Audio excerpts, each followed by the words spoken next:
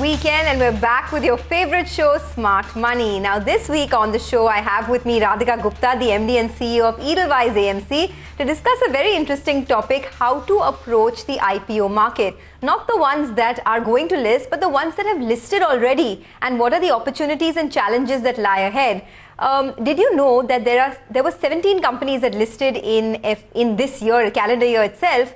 And in the last 3 years, 18 sectors is the kind of range that companies have listed in. So 18 different sectors have seen listings in the last 3 years. So there's plenty of opportunity here. But the common complaint that we get is retail doesn't get allotment first up, and secondly, people don't know which stocks to buy post listing. So all of those questions will be answered today. Radhika, thank you so much for joining us. I want to just start this interview by talking about what are the opportunities that lie in the IPO market, and are the structural tailwinds in place now? Hi Sonia, and good afternoon to all your viewers. I think it is a very exciting time for the IPO market.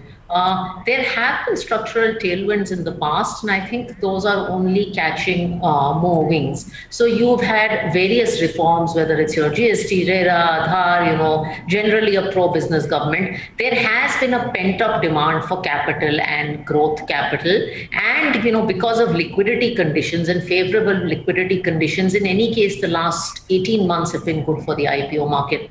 What is actually most exciting, however, is that India is a market where there has been a significant amount of private equity activity that has happened over the last decade or so, and that's just increasing the private equity volume into India. And when private equity is looking to exit from these investments and make money, the IPO market has been the preferred route, and that is something we're seeing. So PE/VC exits that are happening through the IPO route are material. IPOs have become a favored route for exits, and I think that is creating a lot of opportunities across different sectors. And I think if I were to look at the opportunities ahead, there are a lot of new age businesses. I think when we are from the equity capital markets and mutual funds, we're used to the traditional businesses, banking, construction, IT services, etc. But a lot of your new age businesses are actually coming to market via the IPO market. So whether it's something like an IndiaMart or a Nazara in the gaming space, in the own industry that I represent, whether it's something like NSE that will come up, many AMCs that are listing, CAMS that has listed. So all these are new age financial services players, or even luxury consumption brands that many of the viewers will be familiar with, like a Kalyan Jewelers, a retail brand like a DMart. All of these, I think, is new age financial services, healthcare even. These are all opportunities that are going to be available via the IPO market.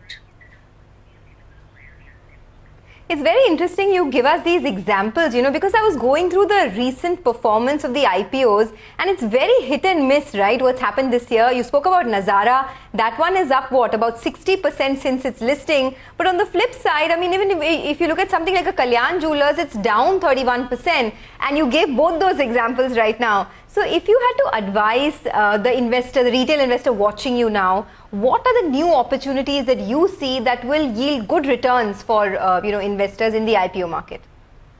So I would say that I'll share with you one statistic that kind of corroborates what you're saying, and then I'll come to opportunities. I don't think IPO investing is different from fundamental investing. Unfortunately, what has happened with IPO investing, and retail investors think of it as a listing day subscription, thing. I'm going to buy on leverage, and it's about how much money I make on listing day, and every IPO will have listing day returns. None of this is true. An IPO is just an event, Sonia, in the life of a company. And the same rigor that goes into fundamental selection of any business goes into fundamental selection of IPOs. And I mean, that's what we do here. We look at IPOs in core fundamentals. We look at management quality, we look at margins, we look at the size of opportunity, we look at whether the business is structural, or we look at whether the business is cyclical.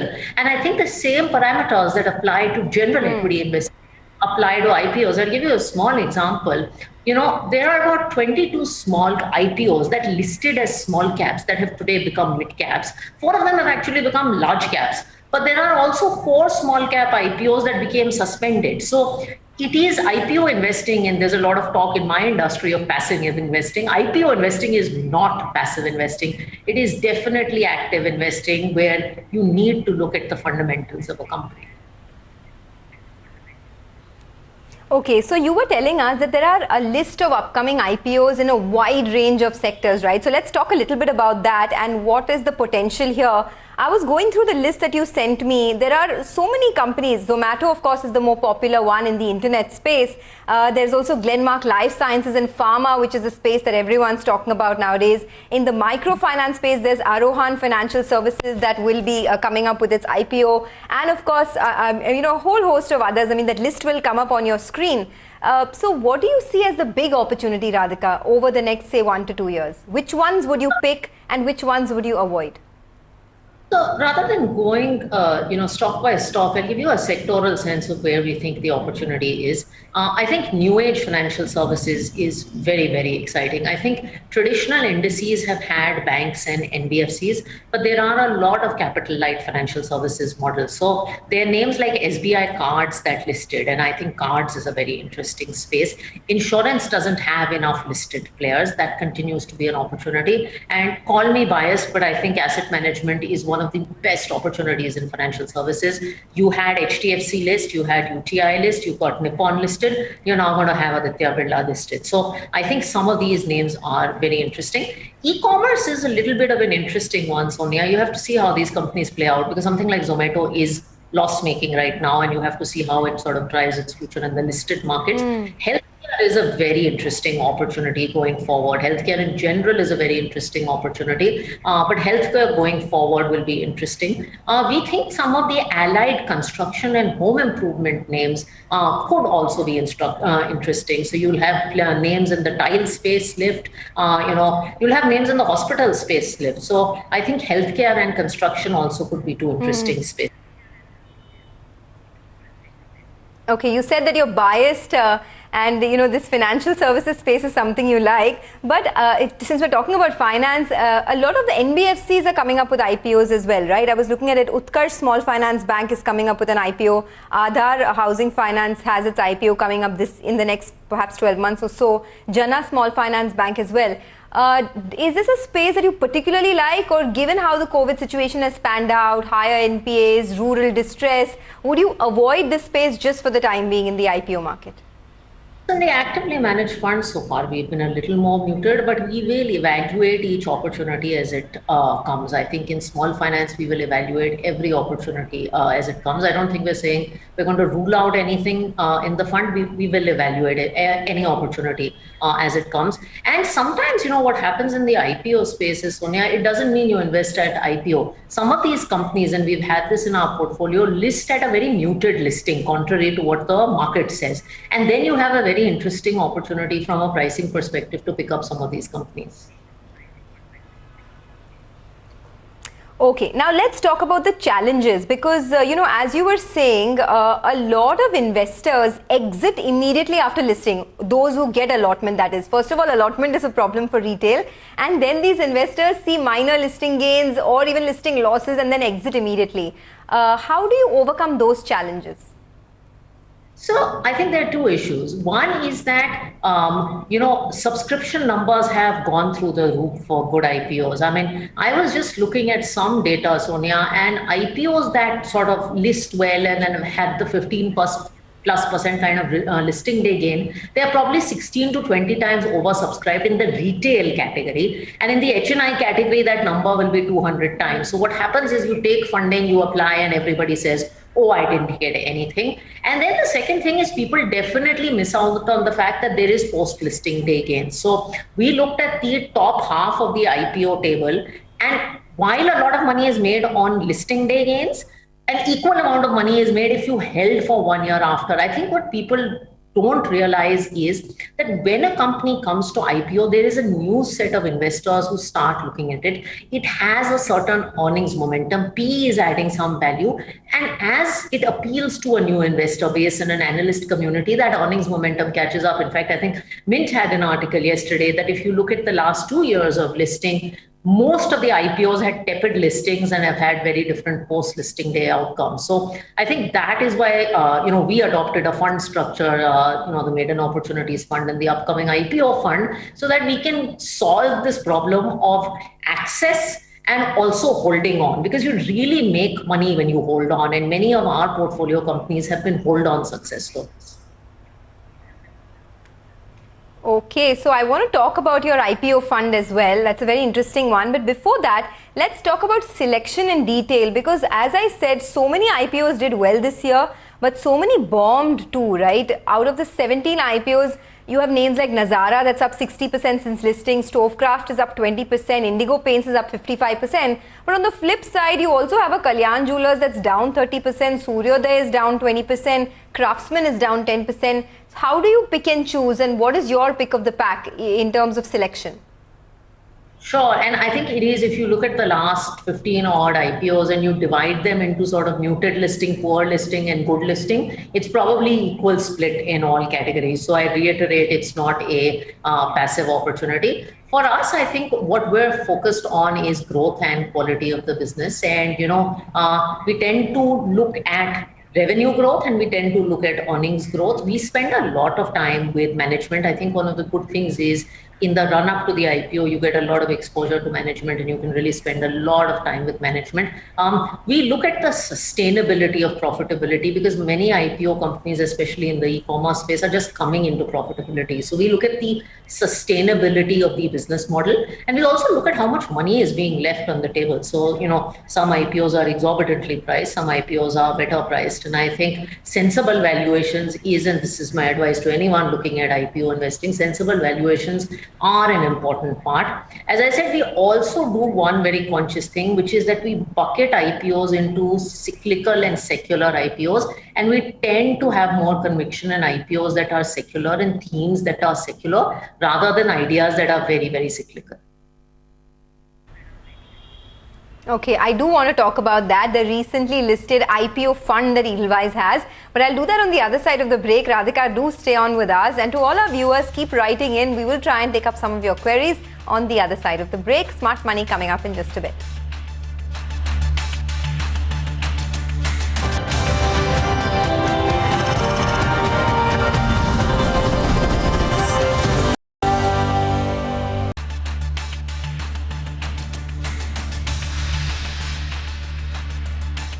Welcome back. You're still watching Smart Money on CNBC TV 18. We're speaking with Radhika Gupta of Edelweiss. Radhika, I wanted to talk a little bit about the Edelweiss recently, listed IPO fund. How do you select? What have you selected in that fund, and how has the performance been so far?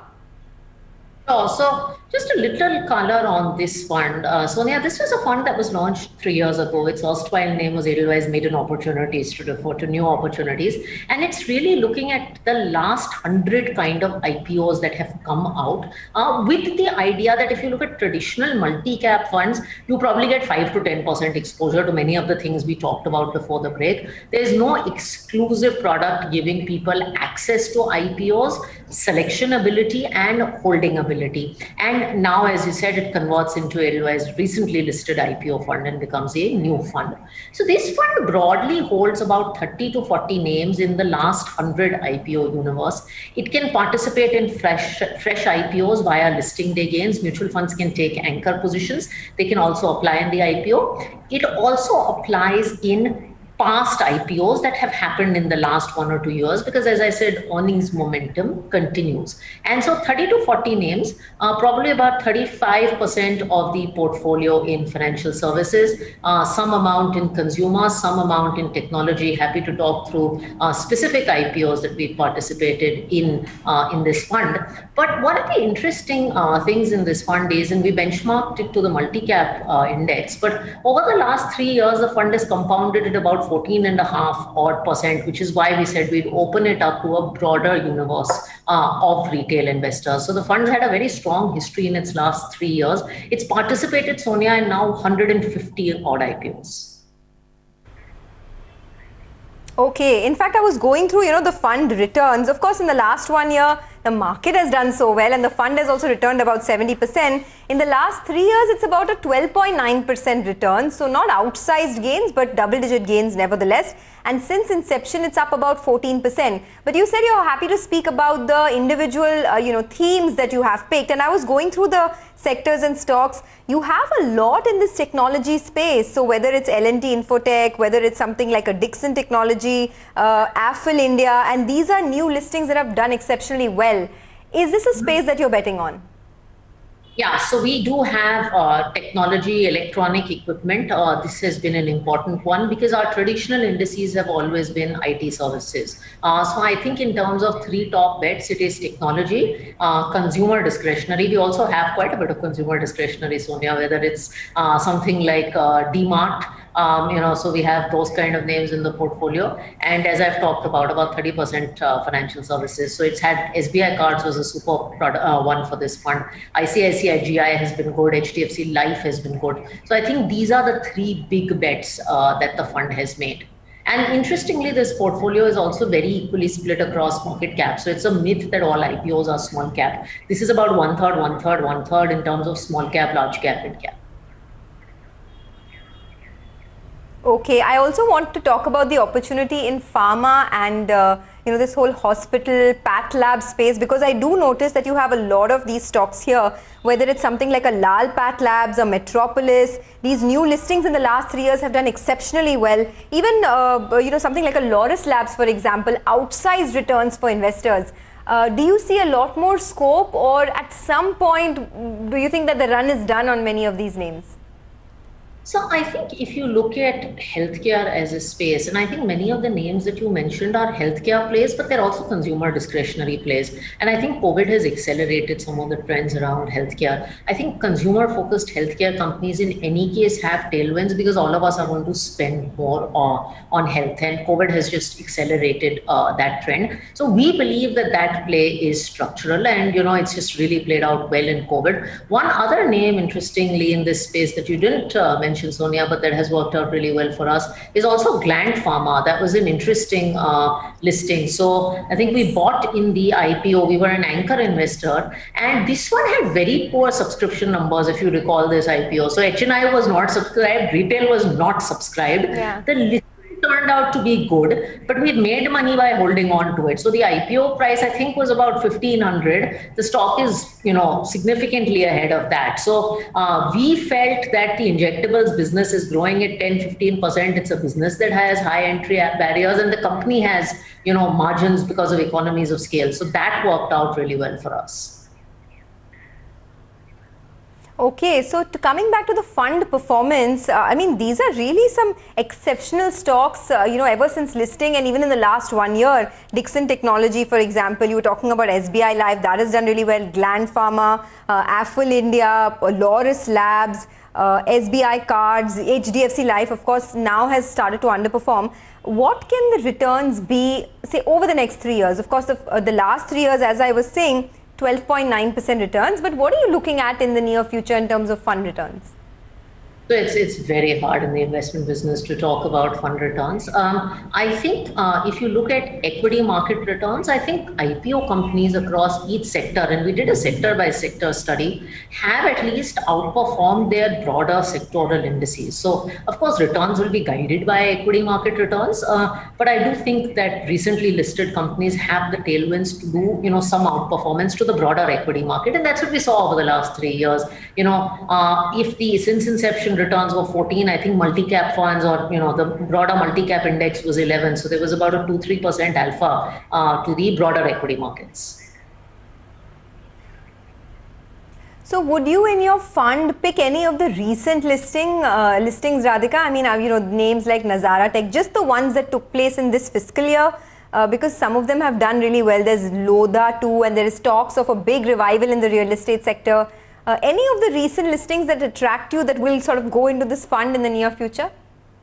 So it's hard to comment on specific names, but I will tell you one thing, Sonia. When we look at sort of where the returns of this fund came from, people think it is all listing day gains. That actually played a very tiny part. So in the 14 odd since inception, listing day gains probably contributed 1-2%. It's actually investing in companies that were either listed during the life of the fund or listed even before the fund started, and we started picking them up. Because what happens is, after listing, as I said, markets correct, and this has been a tremendously volatile 2-3 years for markets. You've had opportunities to pick up companies post listing. So the maximum money the fund has actually made has been after the listing event, or picking up things that already listed. So will we look at some of these names that you mentioned, particularly if price is correct? Absolutely.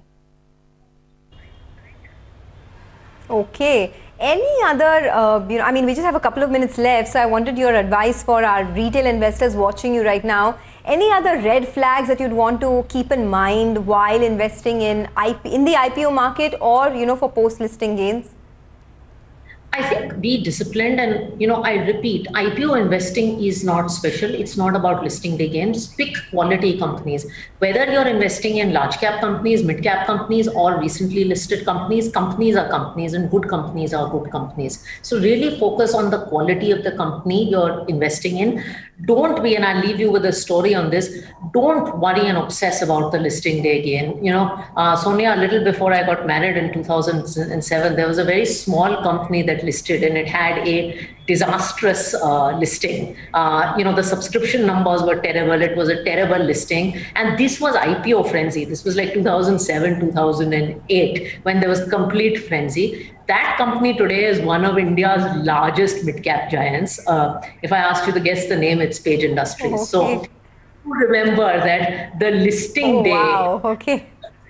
doesn't tell the story. And there have been many IPOs at that time, by the way, which I will not name, that had blockbuster listings that are not even 1/5 the size of Page Industries. And we were just talking about a recent one, right? Gland Pharma, for example, subscription was poor, listing was not great, but look at where the stock has reached.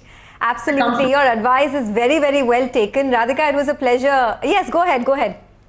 No, I'm saying a good company is a good company, and sometimes a good company doesn't have a smooth start off the block. It doesn't make it a bad company. Oh, of course, it doesn't. But this advice is these are pearls of wisdom that we need to keep revisiting time and again. And thank you so much for doing that for us. With that, it is curtains down on another edition of Smart Money. An edition where we've talked about if you've missed out on an allotment in the IPO market, if you've missed out on post-listing gains, we've told you how to approach it. Edelweiss has their fund, the recent listing IPO fund. Perhaps you can take a look at that. With that, it's curtains down on Smart Money. Thanks so much for watching.